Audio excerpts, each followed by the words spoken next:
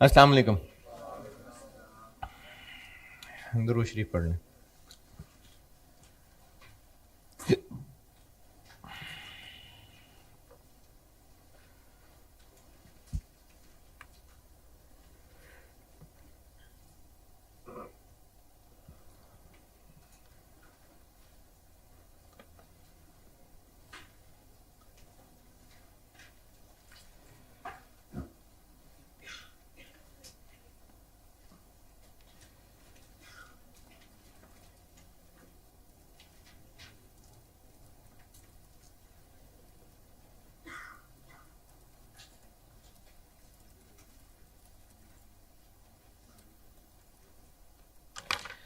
अच्छा जी, कल ना मैंने वो ट्रांजेक्शन्स बताई थी, तो उससे आगे चलते हैं।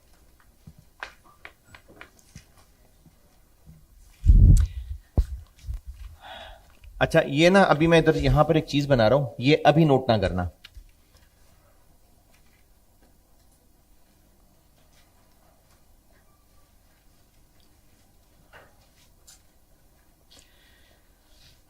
अकाउंटिंग जबान बनाई गई है, मेन ऑब्जेक्टिव क्या है, जितने भी बिजनेस में लोग इंटरेस्टेड हैं, स्टेक होल्डर्स हैं, उन तक फाइनेंशियल इंफॉर्मेशन पहुंचाना रिपोर्ट्स की शक्ल में। इसको हम कह देते हैं फाइनेंशियल स्टेटमेंट्स।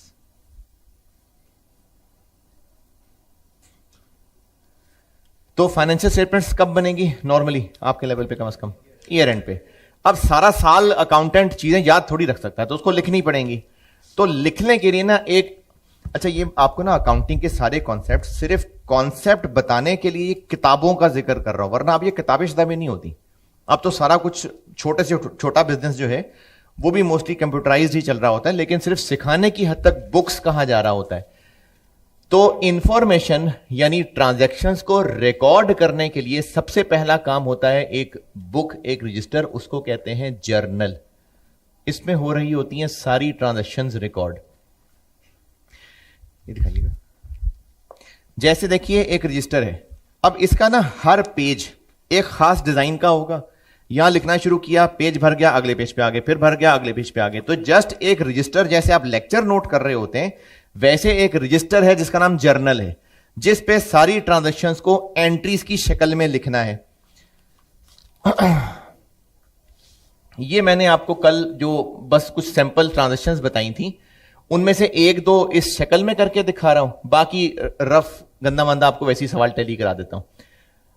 तो ये एक रजिस्टर होगा जिसमें हर पेज पे कम से कम डेट लिखने की जगह, क्योंकि हर ट्रांजैक्शन को लिखना है तो कोई डेट भी तो हो ना, कब हुई ट्रांजैक्शन, अंग्रेजी लिखने की जगह, और आखिर में एक कॉलम डेबिट अमाउंट लिखने के लिए, एक कॉलम क्रेडिट अमाउंट लिखने के लिए। मैंने चूंकि आपको ऐसा को डेट्स नहीं बताई, ये आप इंट्रो में कर चुके बहुत प्रैक्टिस, तो मैं अब ये डेट शीट नहीं बता रहा। आपसे FAR 1 में एंट्रीज होती हैं टेस्ट, वो बचपन वाली नहीं होती कि गुड्स ड्राइंग्स हो गई और ये हो गई, लेकिन वैसे एंट्रीज बहुत सारी टेस्ट होती हैं। तो उसके लिए ना आप FAR 1 के स्टूडेंट्स ने इतने तकल्लुफ में नहीं पढ़ना कि जर्नल में स्केल रख रख के लाइनें लगाएं, कॉलम बनाए, नहीं, इतने तकल्लुफ में नहीं पढ़ना। आपने पेपर में सोल्यूशन में एंट्री लेट से 18 जून 24 कैश सेल्स 50, बस हो गया पेपर का सोल्यूशन। बहुत है, पेपर में ये शक्ल बहुत है एंट्री की। ये तो मैं आपको चूंकि एक अकाउंटिंग सिस्टम रिवाइज करवा रहा हूं, इसलिए मैं आपको इस तरह की शक्ल बना के दिखा रहा हूं। तो कल वाले सवाल की मुझे फिगर्स बताइएगा। पहली वाली ट्रांजेक्शन बताइएगा। ओनर बिजनेस में कैश लेके आया, तो कैश डेबिट और कैपिटल क्रेडिट। ओनर जो बिजनेस में इन्वेस्टमेंट लाता है उसके लिए कैपिटल का वर्ड यूज होता है, और अमाउंट क्या है इसकी? 2 लाख। तो अकाउंटेंट क्या करेगा? जर्नल एक रजिस्टर है जिसमें ट्रांजैक्शंस ने होना है रिकॉर्ड। ट्रांजैक्शन रिकॉर्ड करने के लिए कम से कम 2 अकाउंट इन्वॉल्व हो रहे हैं, जिनमें से एक ने डेबिट और एक ने क्रेडिट होना है। कैसे फैसला होगा कि डेबिट किसने होना है, क्रेडिट किसने होना है? देखना पड़ेगा कि कौन से ग्रुप से ताल्लुक है इन अकाउंट्स का। एंट्री में लिखना अकाउंट का नाम है, एसेट लायबिलिटी इक्विटी नहीं लिखना। लिखना अकाउंट का नाम है, लेकिन डेबिट क्रेडिट सोचते हुए ग्रुप का सोचना है। कैश क्यों डेबिट किया? क्योंकि एसेट्स बढ़ रहे हैं। कैपिटल क्यों क्रेडिट किया? क्योंकि इक्विटी बढ़ रही है। और ओनर इन्वेस्टेड कैश। बस थोड़ी सी डिस्क्रिप्शन। इस पूरी चीज को कहते हैं एंट्री, और किस रजिस्टर में हो रही है, इसलिए इसको जर्नल एंट्री कहते हैं। मैंने कल सवाल में लिखी नहीं थी डेट, ऐसी बस मैं 1 मार्च 24, बस आपको सिर्फ यह दिखाने के लिए कि जर्नल एक रजिस्टर है, एक बुक है जिसमें ट्रांजैक्शंस ने सबसे पहले रिकॉर्ड होना है। एंड ऑब्जेक्टिव ये, जिसको मैं रिपोर्टिंग कह देता हूं। तो सबसे पहला काम है ट्रांजैक्शंस को रिकॉर्ड करना। सारा साल ट्रांजैक्शंस रिकॉर्ड होती रहेंगी और साल के एंड पे जाके ये रिपोर्ट्स बनेंगी। तो जर्नल वो रजिस्टर है जिसमें ट्रांजैक्शन ने रिकॉर्ड होना है, और इस एक कंप्लीट चीज को एंट्री या जर्नल एंट्री कहते हैं। इसके डेबिट क्रेडिट, इसकी जगह, इसकी शक्ल से रिलेटेड कोई बचपन भी की कंफ्यूजन है तो पूछ लें। ठीक है, अब मैं जबानी बोलता हूं, आपका सवाल टैली करा देता हूं जो जो एंट्रीज आपने की थी।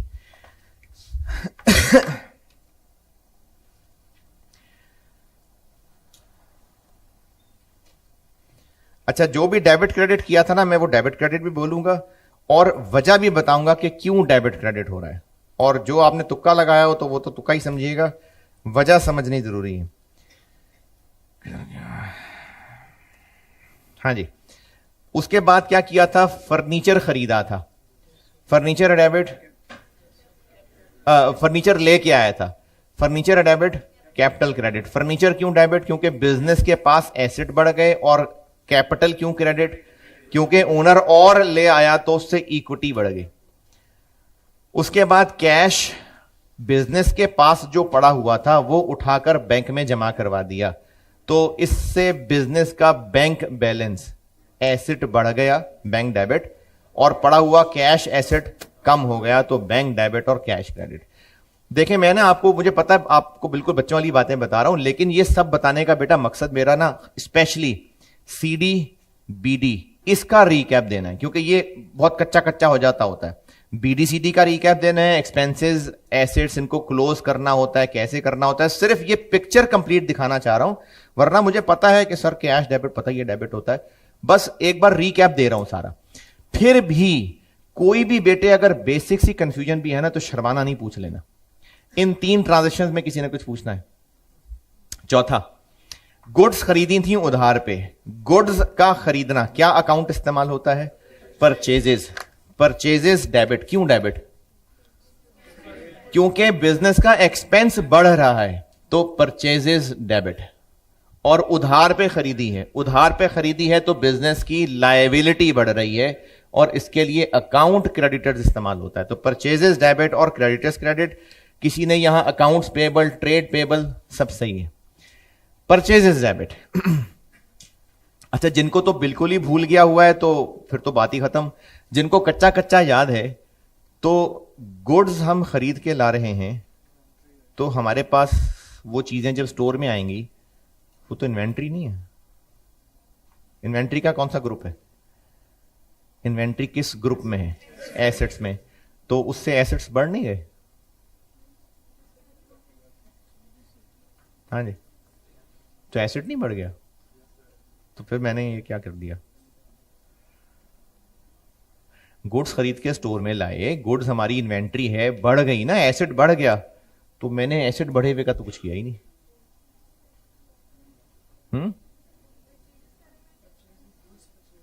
हाँ, तो एसेट किधर गया? वो तो मैंने लिखा ही नहीं। 12 मंथ से ज्यादा नहीं, नहीं नहीं नहीं, ना ना ना। हाँ जी, तो इन्वेंट्री भी तो अकाउंट का नाम है ना। ना, इन्वेंट्री भी अकाउंट नेम है भाई। ग्रुप में मैंने लिस्ट में एसेट्स में लिखा था, अकाउंट का नाम है। हाँ,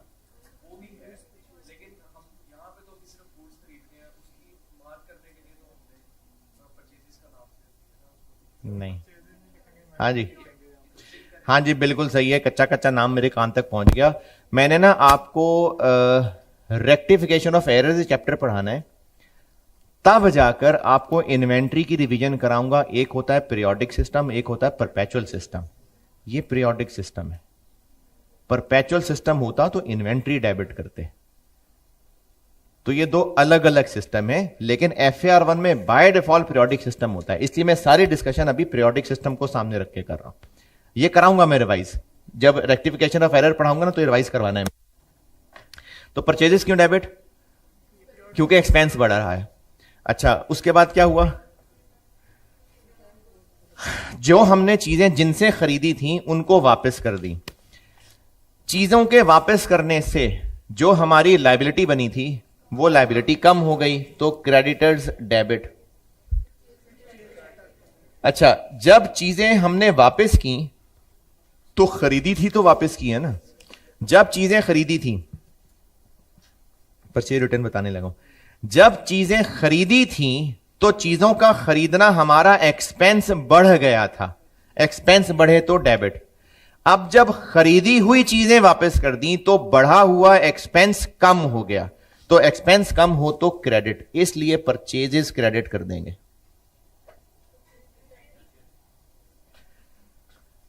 जब गुड्स खरीदी थी तो परचेजेस क्यों डेबिट? एक्सपेंस बढ़ गया था, वापस कर दी। खरीदी हुई चीजें वापस कर दी, बढ़ा हुआ एक्सपेंस कम हो गया। इनकम नहीं बन गई, एक्सपेंस बढ़ा हुआ था वो कम हो गया, इसलिए क्रेडिट किया है। लेकिन हम ये जो जितने वर्ड्स यूज करते हैं ना, ये सब क्या कहला रहे हैं? अकाउंट्स। तो बिजनेस ज्यादा बेहतर इंफॉर्मेशन इकट्ठी कर लेगा अगर वो खरीदी हुई चीजों का हिसाब अलग रख ले और वापस की हुई का हिसाब अलग रख ले। तो चूंकि हिसाब अलग रखना चाह रहे हैं, इसलिए परचेजेस क्रेडिट की बजाय इसको एक नया नाम दे देते हैं, परचेज रिटर्न्स। लेकिन है ये वही, परचेजेस ही क्रेडिट होनी थी, सिर्फ नाम अलग रखा है ताकि रिकॉर्ड अलग पता चल जाए, तो इसलिए परचेज रिटर्न्स कह दिया। लेकिन क्रेडिट क्यों हो रही है? क्योंकि एक्सपेंस कम हो रहा। तो इनकम नहीं है, एक्सपेंस कम हो रहा। हां जी, यहां तक। अच्छा, उसके बाद ऑफिस के लिए फर्नीचर खरीदा था। बेशक वर्ड मैंने परचेज्ड बोला था, लेकिन फर्नीचर खरीदा था। फर्नीचर है एसेट, तो एसेट बढ़ गया, फर्नीचर डेबिट। और बैंक से पैसे दिए हैं तो बैंक एसेट कम हो गया, तो बैंक क्रेडिट। गुड्स उधार पे बेच दी, तो जिसको बेची उससे पैसे लेना हमारा हक बन गया, उसको क्या कहते हैं? डेटर। तो डेटर एसेट बढ़ गया, तो डेटर डेबिट। और गुड्स का बेचना हमारा तो मेन काम ही यही है, तो हमारे लिए ये एक इनकम हो गई, तो सेल्स का नाम इस्तेमाल होता है उसके लिए। इनकम बढ़ गई तो क्रेडिट, तो डेटर्स डेबिट और सेल्स क्रेडिट। लेकिन गुड्स दे दी तो वो तो हमारा एसेट था, वो कम हो गया। एसेट कम नहीं हो गया भाई, गुड्स बेच दी, गुड्स हमारे पास पड़ी हुई थी, हमारा एसेट था इन्वेंट्री, तो वो कम नहीं हो गया। पीरियोडिक सिस्टम वो परपेचुअल में करते हैं कि इन्वेंट्री कम करनी, ठीक है। तो पीरियोडिक सिस्टम, गुड्स का खरीदना एक्सपेंस है, गुड्स का बेचना बस इनकम है। इन्वेंट्री का नाम इस्तेमाल होना ये पीरियोडिक सिस्टम में नहीं, परपेचुअल में होता है। पढ़ाऊंगा, रेक्टिफिकेशन से पहले मैं रिवाइज करवाऊंगा। यहां तक कोई सवाल? डेटर ने चीजें वापस कर दी, तो डेटर ने जब चीजें हमसे खरीदी थी, नहीं, हमने उसको चीजें बेची थी तो हमारा उससे पैसे लेना हक था। अब अगर वो चीजें ही वापस कर रहा है तो हमारा पैसे लेने का हक कम हो गया, तो कम हो गया तो डेटर एसेट हो गया कम। चीजें बेची थी तो वापस कर रहा है ना, तो जब बेची थी तो वो हमारी इनकम बढ़ गई थी, वापस आ गई तो एक्सपेंस बढ़ गया। नहीं, बढ़ी हुई इनकम कम हो गई, तो इनकम कम हो तो वो डेबिट होती है, और हम सेल्स ही डेबिट कर देते हैं, लेकिन अलग हिसाब रखना चाह रहे हैं कि बेची कितनी और वापस कितनी आई, इसलिए सेल्स की बजाय सेल रिटर्न्स। लेकिन डेबिट क्यों हो रही है? क्योंकि इनकम कम हो रही है, इसलिए मैंने ये इनकम ग्रुप में बताया था। कैश सेल्स थी, cash debit sales credit. Cash sale returns थी, कैश वापस करना पड़ गया, कैश क्रेडिट। और बढ़ी हुई इनकम कम हो गई तो सेल रिटर्न्स डेबिट। बेटा जब 2-3 दिन लगा ही रहा हूं तो किसी को कोई बच्चों वाला सवाल भी है ना तो पूछ लेना, शर्माते ना रहना। यहां तक कोई भी चीज पूछनी हो किसी ने। आगे, डेटर्स ने पैसे हमारे बैंक में ट्रांसफर कर दिए तो हमारा बैंक बैलेंस बढ़ गया, बैंक डेबिट। और डेटर ने पैसे दे दिए तो हमारा उससे पहले पैसे लेना हक था, इसलिए वो हमारा एसेट था। जब पैसे दे दिए तो हमारा उससे रिसीवेबल कम हो गया, तो debtor credit. Cash purchases, purchases debit, cash credit. खरीदी हुई चीजें वापस कर दी, कैश वापस मिल गया, cash debit, purchase returns credit. Salaries दी हैं चेक से, सैलरीज क्यों डेबिट? एक्सपेंस बढ़ रहा है और बैंक पैसे जा रहे हैं तो बैंक क्रेडिट। ओनर कैश ले गया 9,000, बिजनेस के पास से कैश कम हो गया तो कैश एसेट कम हो गया, क्रेडिट। और ओनर ले गया पैसे, इसके लिए नाम इस्तेमाल होता है ड्राइंग्स। और ड्राइंग्स को हम डेबिट क्यों कर दें? क्योंकि बिजनेस का एक्सपेंस बढ़ गया। देखें, ओनर जब, अच्छा ओनर और बिजनेस सेपरेट हैं। ओनर जब बिजनेस में पैसा इन्वेस्ट कर रहा है तो उसका, हम अकाउंटेंट कहां बैठे हुए? बिजनेस के अंदर।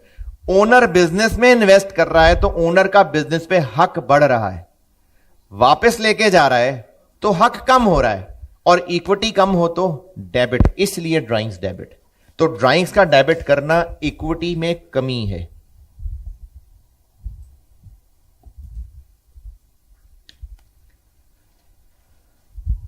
उसके बाद क्या है?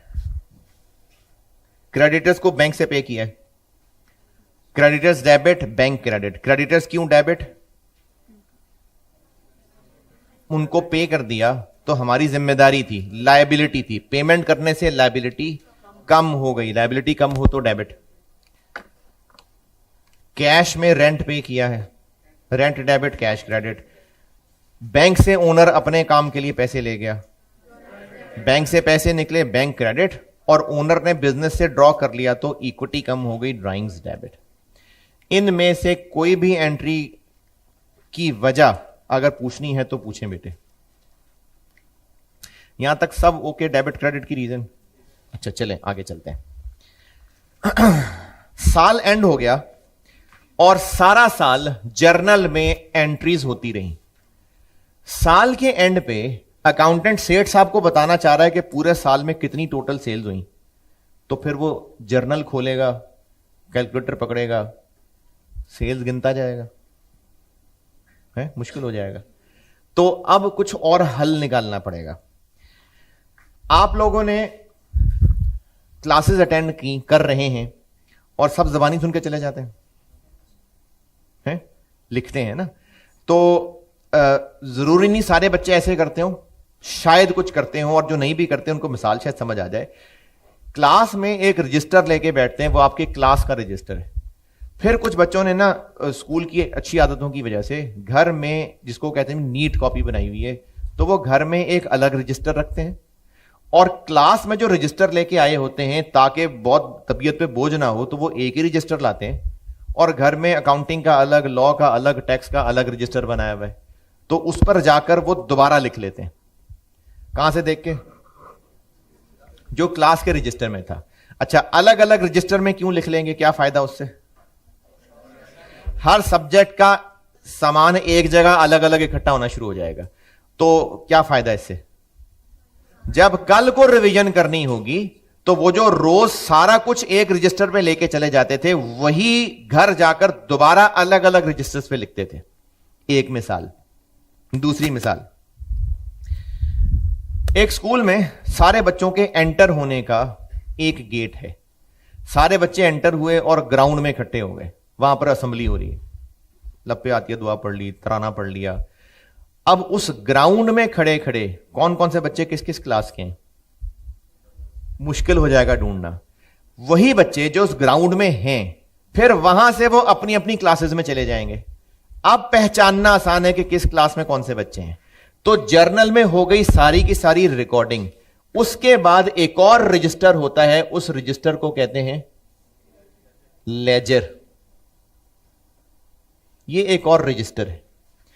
और जिस तरह इस जर्नल रजिस्टर के अंदर पेजेस हैं तो इस लेजर के अंदर भी पेजेस हैं, लेकिन इसमें और उसमें फर्क यह है कि जर्नल में, दोबारा दिखाएं, जर्नल के अंदर सारे पेज एक जैसे हैं। यहां से लिखना शुरू किया, पेज भर गया, इधर आ गए, ये भर गया, अगले पेज पे आ गए। तो जर्नल जस्ट अगला पेज बदलते जाए, ट्रांजेक्शन रिकॉर्ड करते जाए।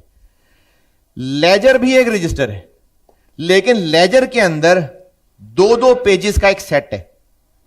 यानी ये पहला पेज खोला तो एक ये सेट है दो पेजेस का मिला के, फिर ये दो पेजेस का मिला के एक सेट है, फिर ये दो पेजेस का मिला के एक सेट है।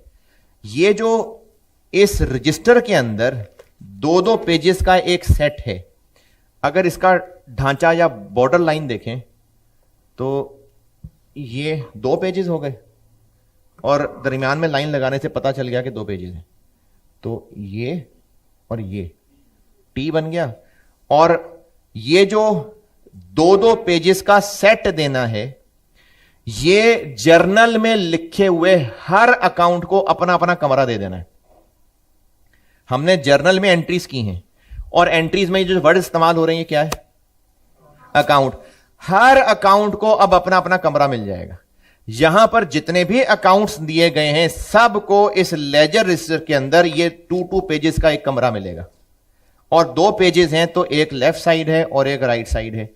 इसको कहते हैं डेबिट साइड, इसको कहते हैं, और इसलिए कहते हैं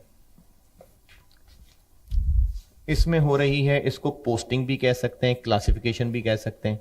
क्या पढ़ा हुआ है आपने? और ये जो काम हो रहा है ना, ये हो रहा है थ्रू आउट द ईयर।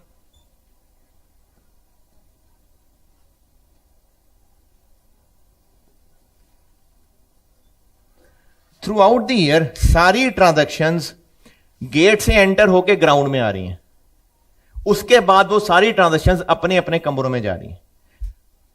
वही जो यहां आए थे वहीं से निकल के यहां जा रहे हैं। आप जो लेक्चर रजिस्टर लेके बैठे हैं क्लास में, सारा कुछ उस पर लिख रहे हैं, फिर घर जाकर वही सारा कुछ अलग अलग रजिस्टर पे दोबारा लिख रहे हैं। तो सारी ट्रांजैक्शंस हो रही हैं रिकॉर्ड, उसके बाद वो एक और रजिस्टर में दोबारा लिखी जा रही है, लेकिन इसका फॉर्मेट डिफरेंट है। और फॉर्मेट क्या है? हर एक को अपना अपना कमरा अलग मिलेगा और वो टू सेट्स का एक है। तो अब दो दो पेजेस का एक सेट है। अब उसमें लिखना कैसे लिखना होता है है कैसे लिखना होता है? लेफ्ट साइड है, राइट साइड है, क्या कैसे लिखें? अच्छा चले, मैं आपको ना दो बना के दिखाता हूं। कैश इन सब एंट्रीज में इस्तेमाल हो रहा था, तो वो एक अकाउंट है। तो एक टू पेजेस का सेट इसको मिल गया, ये इसका कमरा है। ये रजिस्टर का एक पेज, ये रजिस्टर का दूसरा पेज।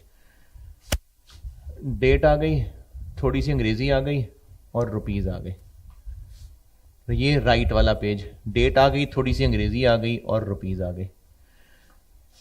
ये लेफ्ट पेज को क्या कह रहे हैं? Debit side. ये डेबिट साइड है। और राइट पेज को क्या कह रहे हैं? Credit side. अब जर्नल में जो कुछ लिखा जा चुका उस सब को इस रजिस्टर में दोबारा लिखना है। और दोबारा ऐसे लिखना है, आपके पास एंट्री सर नोटेड है। पहली एंट्री से बताना शुरू करें, कैश कहां कहां डेबिट क्रेडिट आ रहा है। सबसे पहले पहली एंट्री में आया।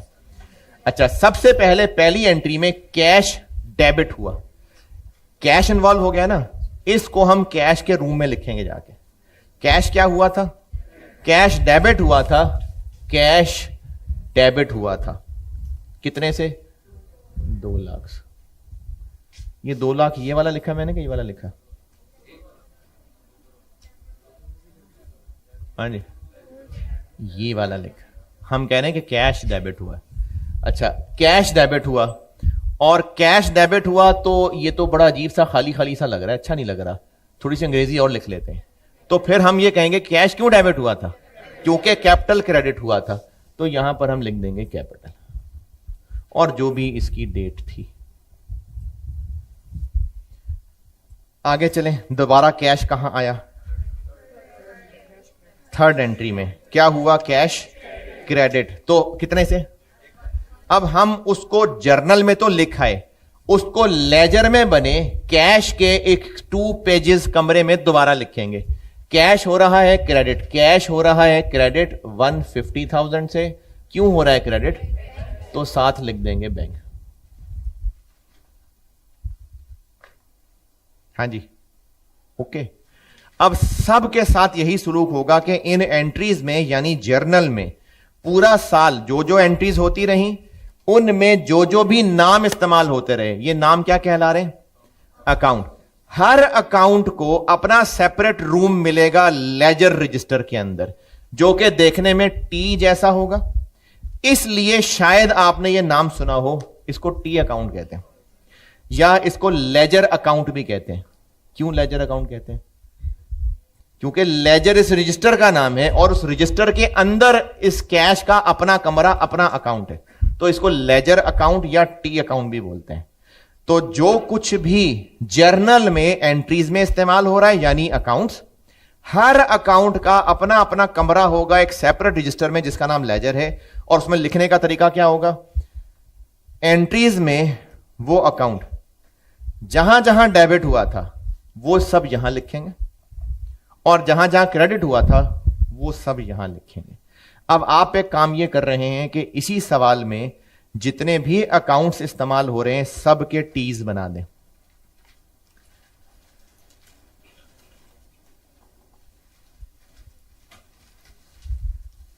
छोटे छोटे बना दें, बस नजर आने चाहिए। एक पेज पे 4-4 बना दें बेशक।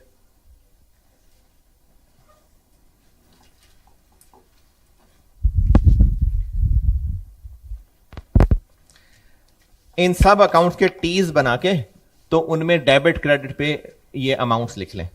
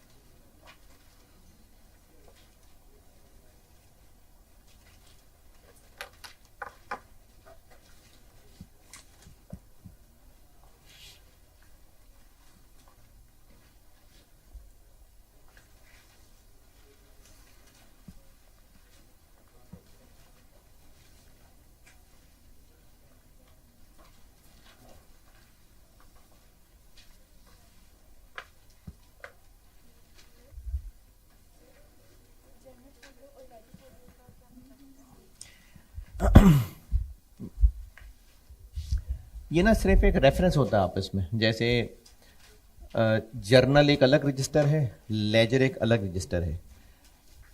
इस रजिस्टर में अगर हमने ये एंट्री की है और हम ये जानना चाह रहे हैं कि इसको हमने लेजर रजिस्टर में किस पेज पे लिखा है, तो वो पेज नंबर 7 यहां लिख देंगे, वो हो जाएगा लेजर फोलियो। लेजर में ये यहां हमने लिखा हुआ है, हम ये देखना चाह रहे हैं अच्छा ये एंट्री कहां की थी, तो जर्नल में जिस पेज पे की थी यहां हम उस पेज का रेफरेंस दे देंगे। सिर्फ आपस में इनका रेफरेंस कनेक्टेड होता है, लेकिन वो कोई बहुत ही फॉर्मल चीज है। स्टूडेंट फॉन्ट वैसे वो कुछ नहीं है, फोलियो इग्नोर करें उसको।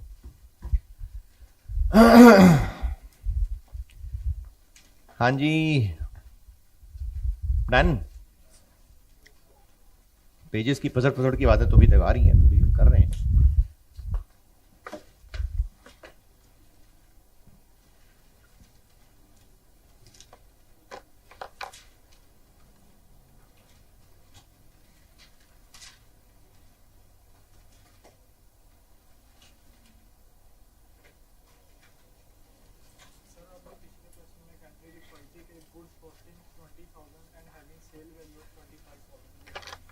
अच्छा, वो मैंने कल आपको एमी चेक करने के लिए कुछ एंट्रीज ट्रांजेक्शन दिखाई थी। उनमें मैंने एक एंट्री बोली थी कि ओनर गुड्स ले गया 20,000 कॉस्ट वाली, उनकी सेल वैल्यू 25,000 थी। तो जब ओनर ही गुड्स ले गया, गुड्स सेल हुई नहीं, तो 25,000 का तो कुछ भी नहीं करना। ओनर गुड्स ले गया तो उससे ड्राइंग्स बढ़ गई, यानी इक्विटी कम हो गई, तो ड्राइंग्स डेबिट। 20,000 रुपए की चीजें ले गया, ड्राइंग्स डेबिट। इसका क्रेडिट क्या करना है? परचेजेस। क्यों करना है वो जब आपको मैं पीरियोडिक और परपेचुअल सिस्टम रिवाइज कराऊंगा, क्यों की वजह तब बताऊंगा। तो ड्राइंग्स डेबिट और परचेजेस क्रेडिट 20,000 से, 25,000 से नहीं।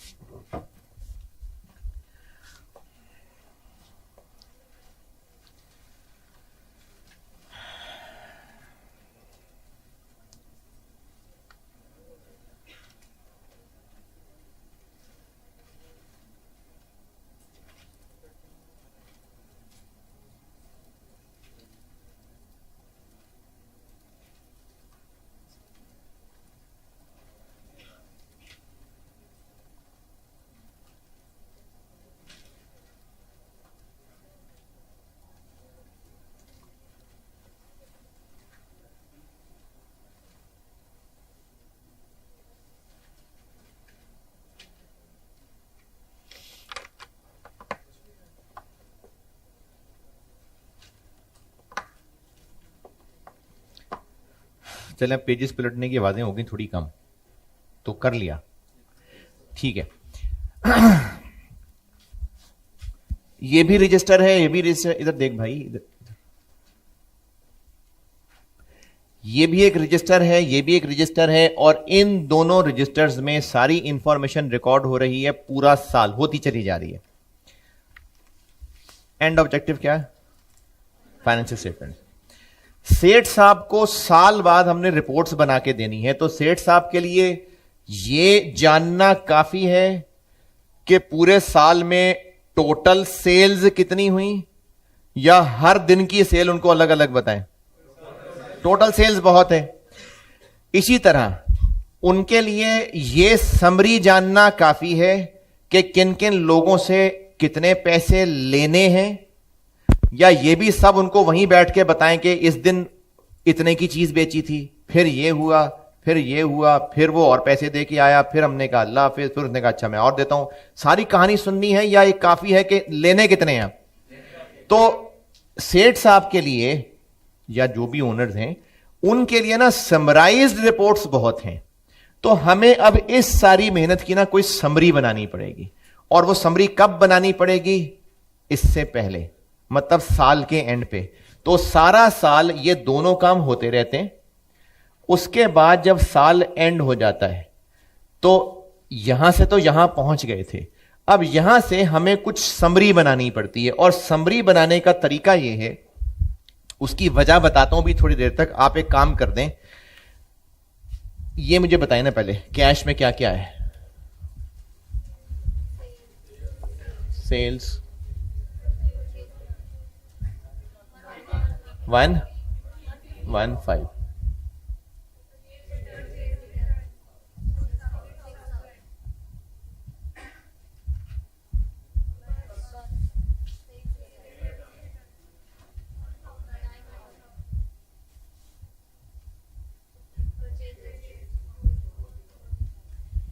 $40,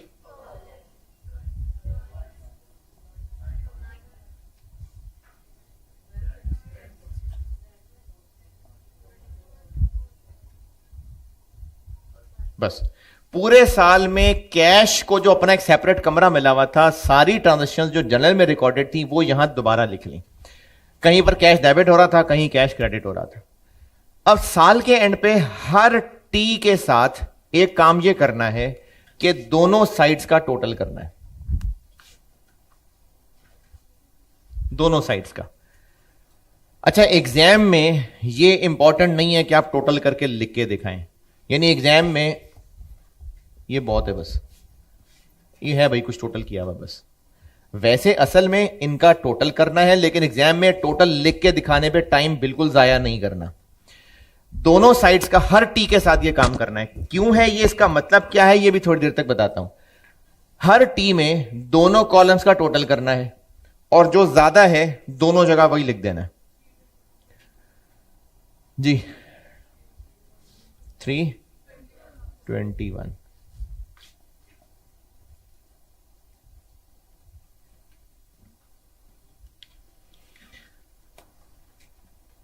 दोनों में से जो ज्यादा था वो मैंने दोनों जगह लिख दिया।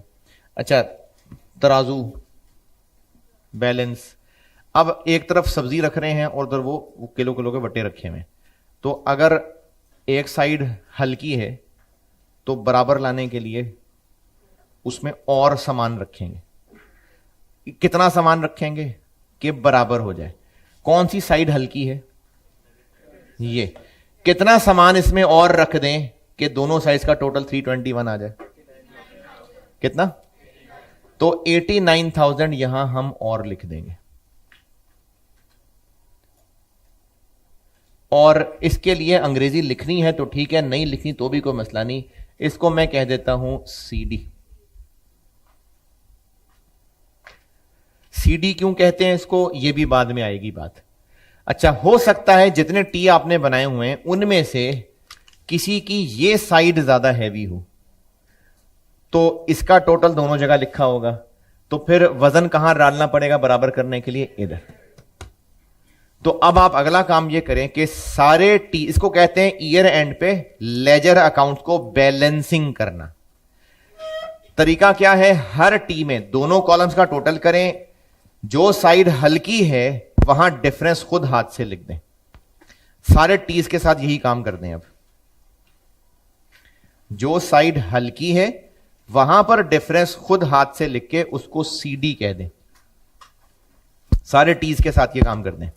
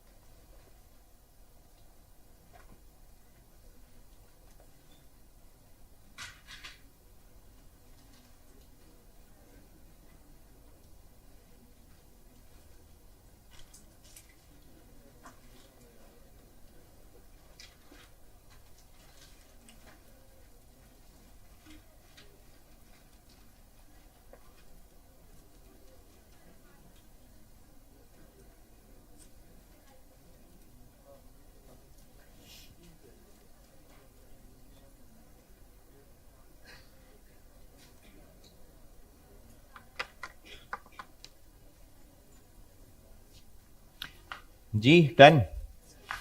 अच्छा, अब ये जो हर टी में कहीं लेफ्ट साइड पे कहीं राइट साइड पे एक फिगर आ गई जो कि बैलेंसिंग फिगर है। बैलेंसिंग फिगर, बैलेंसिंग फिगर क्यों कह रहे हैं?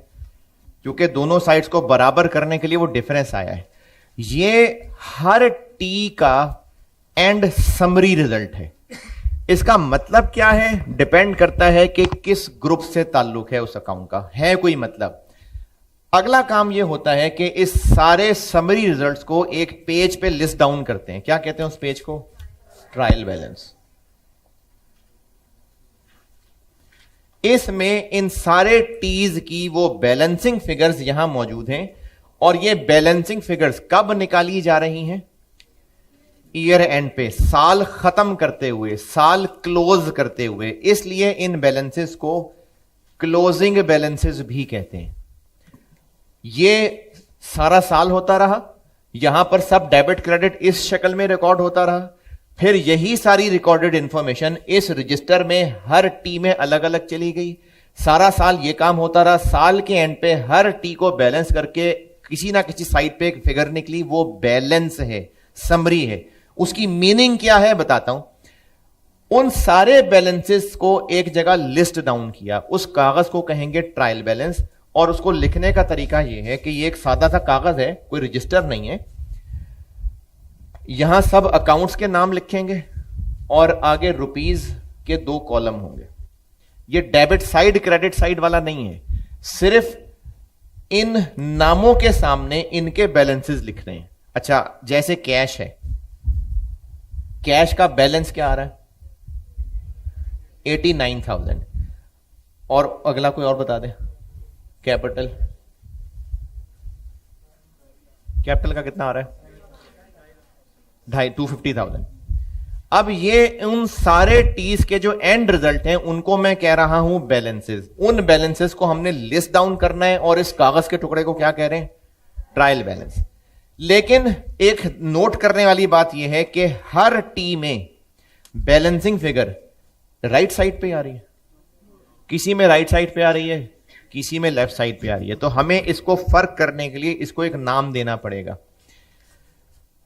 हमें इनको बराबर करने के लिए यहां पर वजन क्यों डालना पड़ा? क्योंकि वो साइड भारी थी, तो इसलिए ये वजन डालना पड़ा डेबिट साइड भारी होने की वजह से। तो इसको नाम देंगे कि ये डेबिट बैलेंस है, और ये हम यहां इधर लिख देंगे। कैपिटल के टी में क्या हुआ?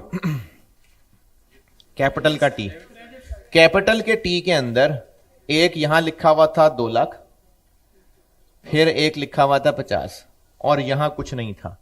दोनों साइड्स का टोटल 250। अब यहां कितना वजन डालें कि ये बराबर हो जाए? 250। तो ये हमें यहां क्यों लिखना पड़ा? क्योंकि क्रेडिट साइड भारी थी, तो इसको कहेंगे क्रेडिट बैलेंस। तो ये यहां लिख देंगे। इसी तरीके से सारे अकाउंट्स में जो बैलेंसेस हैं वो आप ये लिस्ट बना के इसमें लिखें, जिसको कहते हैं ट्रायल बैलेंस। ट्रायल बैलेंस बना दें।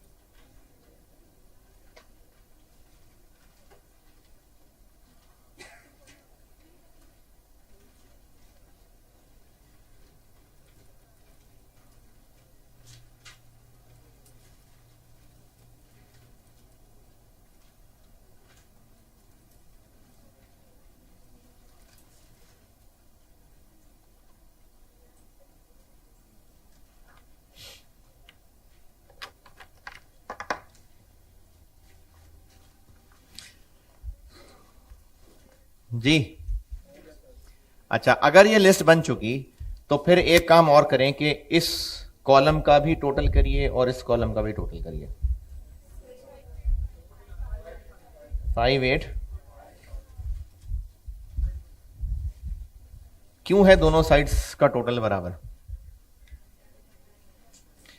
क्योंकि जितने रुपए डेबिट इस गेट से अंदर आए थे उतने ही रुपए क्रेडिट भी अंदर आए थे, और यहां से बाहर निकलने का कोई रास्ता नहीं है। सिस्टम में जितने रुपए टोटल डेबिट है उतने ही रुपए टोटल क्रेडिट है, वही आपस में घूमते घूमते इधर उधर से होते हुए यहां तक पहुंचे। तो इसलिए टोटल डेबिट्स टोटल क्रेडिट्स के बराबर ही रहेगा। अब अगला मसला कि इस 89,000 का मतलब क्या है, इस 250 का मतलब क्या है? क्या मतलब 89,000 का? ईयर एंड पे अवेलेबल इतना है। अच्छा, यहां कहीं सेल्स आ रही होगी कितनी? 3 लाख। क्या मतलब है इसको? ईयर एंड पे अवेलेबल इतनी है, सेल इतनी हुई, तो फिर कैश इतना हुआ क्यों नहीं है? क्रेडिट, अच्छा क्रेडिट का मसला है। ओहो कोई बात नहीं, मिसाल बदल लेते हैं। परचेजेस का बताइएगा।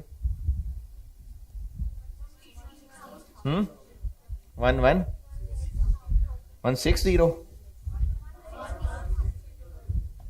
क्या मतलब है इसका? इतनी परचेजेस हुई तो फिर इतना कैश हुआ नहीं? नहीं। अच्छा, इतना कैश अवेलेबल है कब? तो फिर इतनी परचेजेस अवेलेबल हैं ईयर एंड पे। नहीं, क्यों नहीं भाई?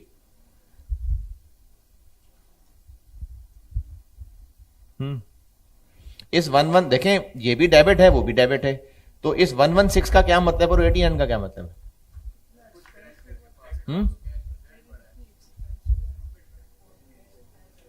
परचेजेस इतना एक्सपेंस हुआ और कैश इतना एसेट हुआ। अच्छा, कब हुआ एक्सपेंस? ये रेंट पे पूरे साल में टोटल इतना एक्सपेंस हुआ, तो फिर पूरे साल में टोटल इतना कैश क्यों नहीं हुआ?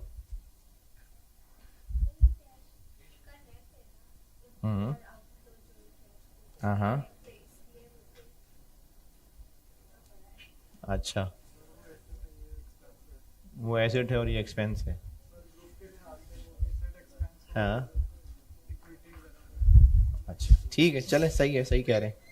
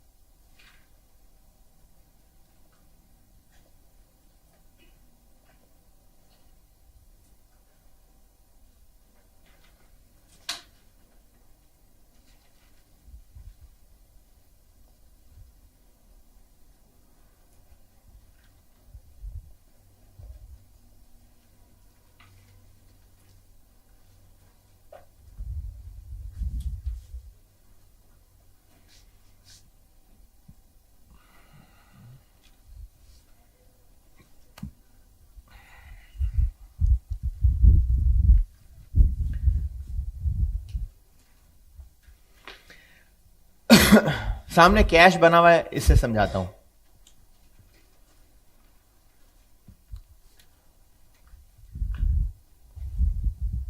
कैश डेबिट कब कब क्यों क्यों हुआ होगा?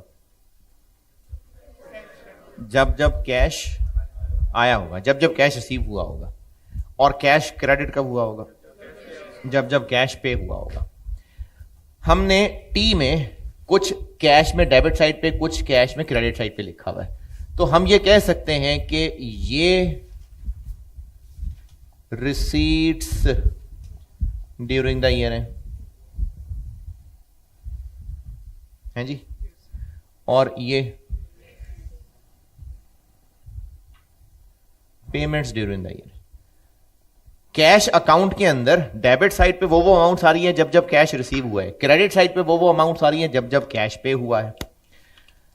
अगर पूरे साल के दौरान इतना इतना इतना इतना इतना कैश रिसीव हुआ, पूरे साल के दौरान अच्छा जरा बताइएगा कितना? 321, और ये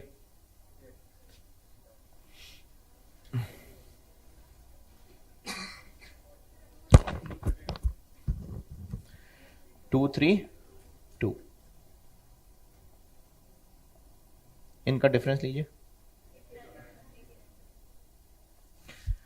साल के दौरान टोटल इतना कैश बिजनेस को रिसीव हुआ, साल के दौरान टोटल इतना कैश बिजनेस ने पे किया, तो इन दोनों का डिफरेंस, पूरे साल में इतना रिसीव हुआ, पूरे साल में इतना पे हुआ, तो 89,000 क्या होगा? जो पूरा साल गुजरने के बाद बचा रह गया है। तो ये जो 89,000 है, ये शो कर रहा है कैश बचा हुआ एट ईयर एंड। इस 89,000 को देख के ये पता चल रहा है पूरे साल में टोटल कितना कैश आया? 89,000 को देख के नहीं, कितना गया? नहीं। तो कैश के टी अकाउंट का जो बैलेंस निकला है वो शो कर रहा है साल के एंड पे कितना कैश रह गया है। और ऐसा हो सकता था कि ये इससे ज्यादा होता? नहीं भाई, कैसे? यानी 321 आया और 4 लाख चला गया है, ऐसा हो सकता था? अरे पिछला साल कहां, वो तो मैंने नहीं बताया ना अभी। जितना पैसा आया उससे ज्यादा चला गया नहीं ना, तो ये ज्यादा ही होना है, यानी डेबिट साइड क्रेडिट साइड से ज्यादा ही आनी है। तो कैश का जब टी बनाया तो ये बैलेंस क्या शो कर रहा है कि पूरे साल में कितना मिला, साल के एंड पे कितना कैश बचा रह गया है। इसी तरह डेटर का मुझे टी बताइएगा। डेटर का टी, सेल्स 185,000 और रिटर्न 16,000 और बैंक 1 और बस। इन दोनों साइड्स का टोटल करें, बैलेंस किधर आ रहा है? 185 इस साइड पे आ रहा है। बैलेंस बताए ना, बैलेंस बताएं। 19,000 इस साइड पे आ रहा है। डेटर डेबिट क्यों होता है? जब जब उससे पैसे लेना हमारा हक बनता है। क्रेडिट कब हो रहा है? जब हमारा हक कम हो रहा है, या तो चीजें वापस कर रहा है, तो ये चीजें वापस करना उसको कैंसिल कर रही हैं, या फिर पैसे दे रहा है। तो पूरे साल में डेटर हमारा टोटल कितने रुपए का हक बना? इन सब का टोटल 185। और पूरे साल में वो कितने चीजें या पैसे दे गया और हमारा हक कम हो गया? 166। पूरे साल में इतने रुपए का डेटर हमारा हक बना और इतने रुपए वो सेटल कर गया। इसका डिफरेंस क्या शो कर रहा है? ये क्या शो कर रहा है कि पूरे साल में उससे इतने पैसे आए, पूरे साल में उसको इतने रुपए की चीजें बेची। 19,000 को देख के हमें नहीं पता चल रहा कि पूरे साल में क्या हुआ है, हमें सिर्फ नेट रिजल्ट ये पता चल रहा है कि पूरे साल में इतने रुपए लेने बनते थे, इतने रुपए आ गए। तो अब ईयर एंड पे पोजीशन ये है, पोजीशन ये है कि इतने पैसे उससे लेने हैं, यानी ये डेटर्स का बचा हुआ बैलेंस है एट ईयर एंड। डेटर का ताल्लुक किस ग्रुप से? एसेट्स। कैश का ताल्लुक एसेट्स। अब मैं आपको दो मिसालों से बता रहा हूं, तो ईमान ले आए इस बात पे कि एसेट्स ग्रुप के जितने भी अकाउंट्स होंगे उनमें हमेशा डेबिट बैलेंस निकलेगा। इधर डेबिट बैलेंस, क्रेडिट बैलेंस, ये डेबिट बैलेंस है। और वो क्या मीनिंग शो कर रहा होगा कि साल के एंड पे एसेट अभी कितना बचा रह गया है। पूरे साल में कितना एसेट आया पता नहीं, साल के एंड पे कितना बचा रह गया है। तो एसेट ग्रुप से ताल्लुक रखने वाले अकाउंट्स का ट्रायल में डेबिट बैलेंस आ रहा होता है, और जितने रुपए आ रहा होगा उसका मतलब होगा balance of asset eight year and. हमें इससे यह नहीं पता चलेगा कि पूरे साल में कितने पैसे आए कितने गए, हमें सिर्फ यह पता चलेगा कि साल के एंड पे एसेट कितना है। अच्छा, यहां पर मेरा वर्ड बैलेंस कहने से मुराद यह नहीं है जो मैं इन सब में ही बैलेंस कह रहा था। बैलेंस मतलब वाकई बचे हुए को मैं बैलेंस कह रहा हूं, ये ठीक है, बैलेंस में बचे हुए ही को बैलेंस कह रहा हूं, वरना तो सेल्स का भी इसको बैलेंस ही बोला था मैंने। यहां मेरा मुराद बैलेंस से नहीं है, बैलेंस मतलब ईयर एंड पे बचा हुआ। अच्छा, अब चूंकि आपने पहले पढ़ा हुआ है इसलिए बता रहा हूं, ये मैं नॉर्मल बात कर रहा हूं, वरना एसेट्स ग्रुप में एक अकाउंट होता है एक्यूमुलेटेड डेप्शन, उसका क्रेडिट बैलेंस होता है। एक अकाउंट होता है प्रोविजन फॉर बैड डेट्स, उसका क्रेडिट बैलेंस होता है। उनके अलावा नॉर्मल वालों की बात कर रहा हूं। ये नाम सुने हुए ना, प्रोविजन फॉर, वो भी एसेट्स ग्रुप होते हैं लेकिन उनके क्रेडिट बैलेंस होते हैं, वो कॉन्ट्रा होते हैं। तो मैं उनके अलावा नॉर्मल वालों की बात कर रहा हूं। तो मैंने सिखाया दो मिसालों से है, लेकिन इसको हम कंक्लूड कर लेते हैं कि ट्रायल में एसेट्स ग्रुप के अकाउंट्स का डेबिट बैलेंस आ रहा होगा, और वो रुपीज क्या मतलब शो कर रहा होगा कि ईयर एंड पे कितने एसेट्स बचे रह गए हैं।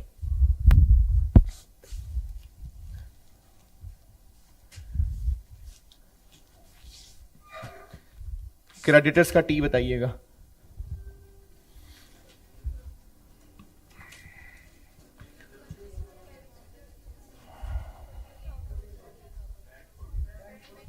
हैं जी,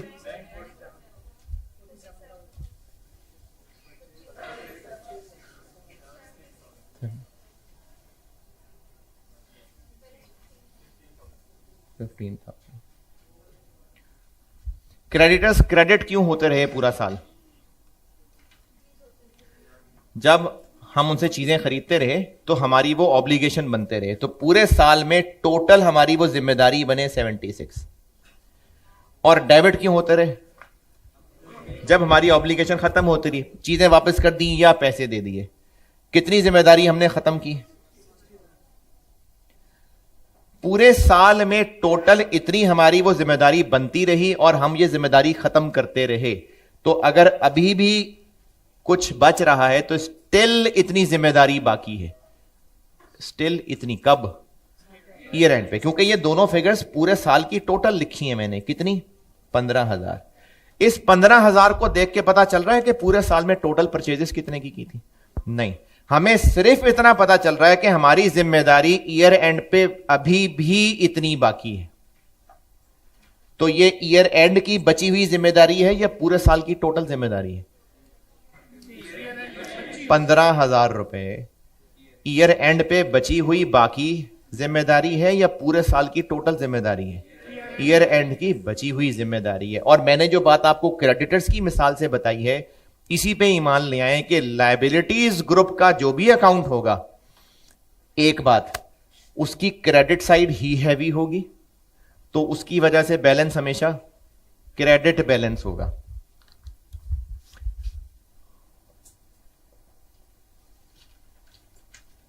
और ये भी क्या मतलब दे रहा होगा? ईयर एंड पे बची हुई लायबिलिटी।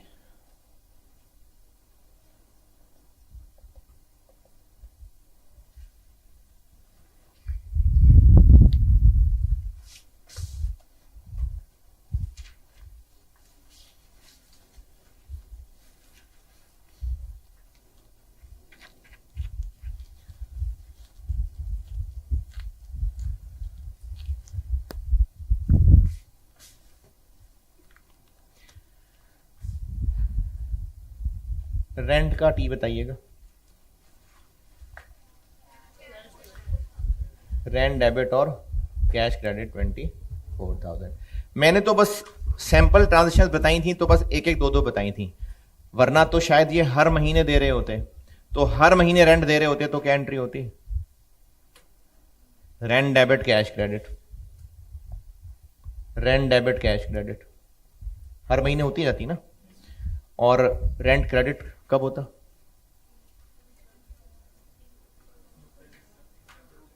नहीं होता भाई। रेंट दे रहे हैं तो एक्सपेंस बढ़ रहा है, और नहीं दे रहे हैं तो कम हो रहा है। रेंट दे रहे हैं, एक्सपेंस बढ़ रहा है, और नहीं दे रहे हैं तो कम हो रहा है। भाई नहीं दे रहे तो कुछ नहीं हो रहा। तो रेंट डेबिट ही कब हो रहा है? जब ये एक्सपेंस बन रहा है। इस सवाल में तो मैंने सिर्फ इतना लिखा था ना, जो बात समझाना चाह रहा हूं, साल में 12 दफा बार बार डेबिट डेबिट डेबिट होता रहा होगा, और क्रेडिट कब हुआ होगा? नहीं हुआ होगा। तो अब जब आप टोटल करेंगे तो आंसर आ जाएगा 2,288। और क्रेडिट तो ये हुआ ही नहीं, तो बैलेंस कितना आ जाएगा? यही 288 आ जाएगा। ये टोटल फिगर ही आ गई ना। और डेबिट बैलेंस आया कि क्रेडिट बैलेंस? क्यों डेबिट बैलेंस आया? क्योंकि एक्सपेंस है, होना था तो डेबिट ही होना था। या तो एक्सपेंस होना ही नहीं था, या होना था तो डेबिट ही होना था। तो अभी मैंने आपको ये रेंट बताया है। एक और मिसाल देता हूं, सैलरीज। इसका टी बताइए कितनी? 20। तो हर महीने दे रहे होंगे ना। मैंने तो एक मिसाल रखी थी, हर महीने दे रहे होंगे। बैंक 20, फिर सैलरीज डेबिट, बैंक क्रेडिट, 12 दफा यही होता रहेगा। और क्रेडिट कब होगी? नहीं होगी। तो ईयर एंड पे जब टोटल करेंगे, और बैलेंस कितना आ जाएगा? 240, जो कि जाहिर है यही फिगर ही आएगी, क्योंकि यहां है ही कुछ नहीं। अब ये दो मिसालें आपके सामने आ गई। एक बात, बैलेंस हमेशा डेबिट आएगा, और चूंकि ये वही फिगर होगी जो टोटल है, तो ये बैलेंस क्या शो हो रहा होगा? ईयर एंड पे बचा हुआ एक्सपेंस कितना है, ईयर का टोटल फॉर द ईयर कितना है। तो एक्सपेंसेस ग्रुप का हमेशा डेबिट बैलेंस आया करेगा, सिवाय परचेज रिटर्न्स के, सिवाय परचेज रिटर्न के, उसका क्रेडिट बैलेंस आएगा। और क्या मतलब शो कर रहा होगा? ये साल के एंड पे बचा हुआ एक्सपेंस, फिर पूरे साल का टोटल। तो ये शो कर रहा होगा total expense for the year.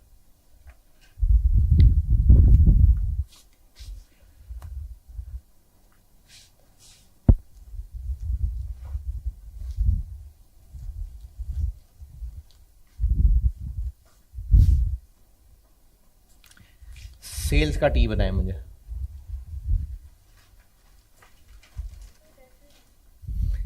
Debtor 180, 85 और 115 और बस। सेल्स क्रेडिट कब कर रहे होंगे? जब सेल्स हो रही होंगी, और नहीं हो रही होंगी तो डेबिट कर रहे होंगे। नहीं हो रही तो नहीं हो रही है तो sales credit credit credit credit credit. पूरे साल में जब जब सेल्स होती गई होंगी, सेल्स क्रेडिट होती गई होगी। साल का एंड आया, हम टी अकाउंट को बैलेंस करने लगे, इसका टोटल आया, चलो इस सवाल में मैंने लिखा ही हुआ है तो 3। इस साइड का टोटल है ही कुछ नहीं, तो यहां भी 3। तो इसलिए नेचुरली बैलेंस क्या आ जाएगा? 3। कौन सा ग्रुप है? इनकम। जो मर्जी मिसाल ले लें, इनकम होती है या नहीं होती है? हो रही होती है, मतलब बढ़ रही है, तो ये क्रेडिट क्रेडिट क्रेडिट हुआ करेगा। और चूंकि यहां है ही कुछ नहीं, तो हमेशा क्रेडिट बैलेंस आएगा और वो यकीनन वही फिगर होगी जो टोटल है। तो क्या मीनिंग शो कर रहा होगा? साल के एंड पे बची हुई income, total for the year income.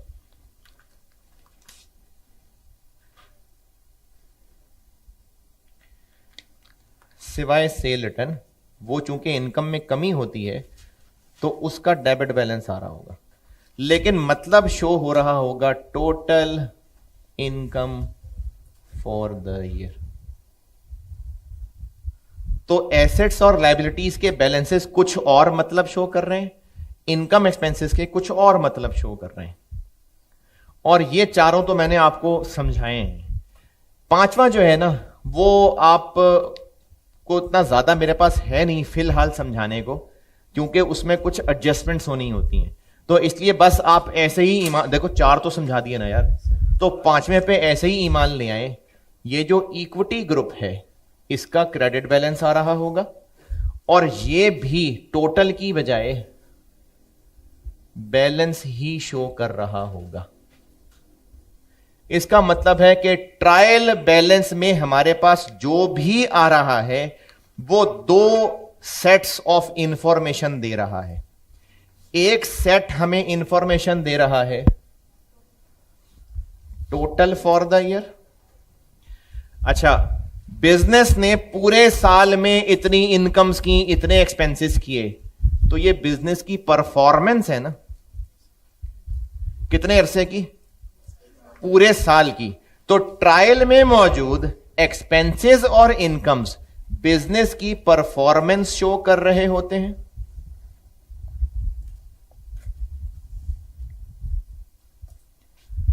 और ट्रायल में मौजूद एसेट्स, लायबिलिटीज और इक्विटी, ये फिगर्स क्या इंफॉर्मेशन दे रही हैं कि पूरे साल में टोटल क्या हुआ है?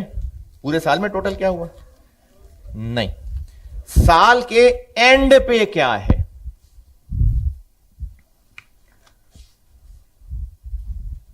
ये एक लाइन है और ये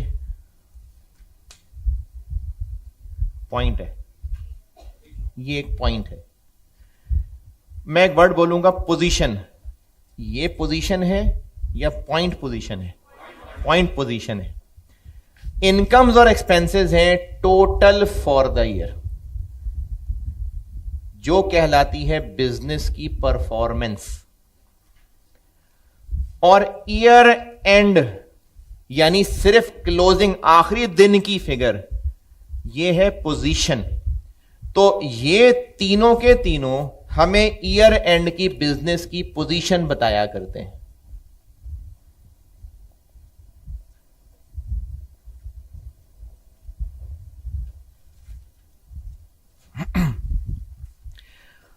तो सिस्टम क्या हुआ? पूरे साल में सारा साल ट्रांजैक्शंस जर्नल रजिस्टर में रिकॉर्ड होती रहती हैं, वही सारी एक और रजिस्टर लेजर में वही पोस्ट होती रहती हैं। बस हर अकाउंट को अपना एक कमरा मिल जाता है।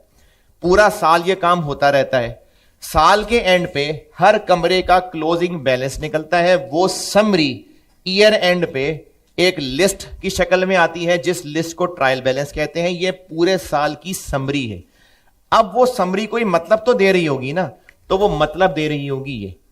ट्रायल में पांचों ग्रुप्स के अकाउंट्स, उनका किसी का डेबिट किसी का क्रेडिट बैलेंस आ रहा होगा। इन तीन ग्रुप्स के जो अकाउंट्स हैं उनकी जो फिगर्स ट्रायल में आ रही हैं वो ईयर एंड की बची हुई पोजीशन बता रही हैं। और जो इनकम्स और एक्सपेंसेस ग्रुप्स के बैलेंसेस हैं वो figures total for the year business ने क्या परफॉर्म किया ये बता रही होंगी। तो इनके लिए एक अलग फाइनेंशियल स्टेटमेंट बनती है, उसको क्या कहते हैं? एसओसीआई, या चलो अभी फिलहाल आपके लेवल पे इनकम स्टेटमेंट। और इनके लिए एक अलग रिपोर्ट बनती है स्टेटमेंट ऑफ फाइनेंशियल पोजीशन। चलें कल यहां से बात आगे बढ़ाते हैं।